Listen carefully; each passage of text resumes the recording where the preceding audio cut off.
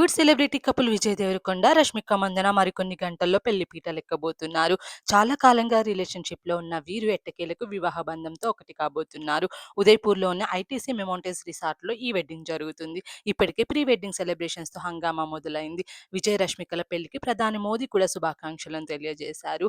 Vijay Devarakonda, Rashmika wedding కార్డ్‌ను ప్రధానమంత్రి నరేంద్ర మోదీకి విజయ్ తల్లిదండ్రులు పంపించారు.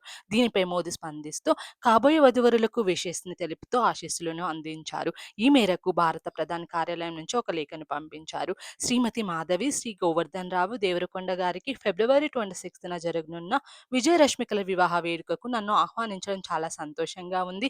ఈ ఆనందకరమైన, పవిత్రమైన సందర్భంలో దేవరకొండ, మందన కుటుంబాలకు నా హృదయపూర్వక శుభాకాంక్షలు. విజయ రష్మికల జీవితంలో ఇది ఒక కొత్త అందమైన అధ్యాయానికి ఆరంభం. సఖా సప్తపద భవ అనే స్ఫూర్తితో కలిసి 7 అడుగులు వేస్తున్న ఈ జంట స్నేహితులుగా కలిసి ఉండాలని కోరుకుంటున్నాను.